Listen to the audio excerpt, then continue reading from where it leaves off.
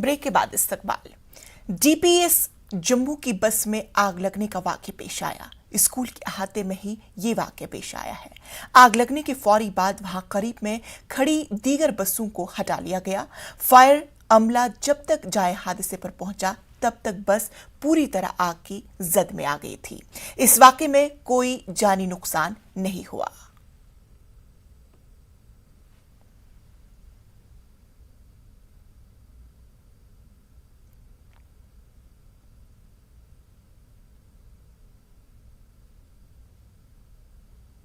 बेहद अफसोसनाक खबर। सऊदी अरब में शिमाली कश्मीर के जिला बारामूला के कोईगाम कुंजर से ताल्लुक रखने वाले 25 साल नौजवान मोहम्मद यूनुस की आज सुबह एक सड़क हादसे में मौत वाक़ई हुई। यूनुस की मौत की खबर सुनने के बाद ही कोईगाम कुंजर में सफ़े मातम बिछ गया।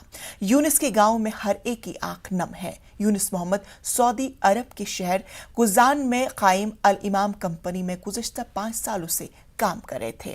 वाज़ेह है कि यूनुस मोहम्मद की शादी ईद उल फितर के बाद होने वाली थी, जिसकी तैयारियां मुकम्मल की गई थी और यूनुस को ईद के बाद अपने घर वापस लौटना था, लेकिन खुदा को कुछ और ही मंजूर था।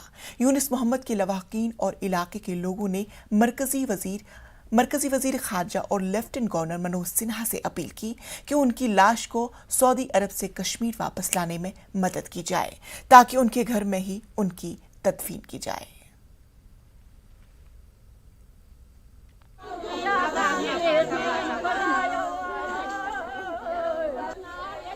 सर, हमारी डिमांड बड़ी सिंपल सी है सर, एलजी साहब से और फॉरेन मिनिस्ट्री से सर, प्लीज़ हमारी मदद की जाए इस लाश को वापस लाने में सर।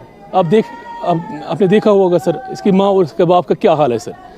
वो जिंदा लाश बने हुए हैं, वो मर जाएंगे और रो रो के ही इल्तिमास कर रहे हैं कि लाश वापस आ जाए। अगर एलजी साहब इंटरवीन करें इसमें, वो उनकी बहुत मेहरबानी होगी हम पर और इनकी वालिदैन पर और सारे गाँव।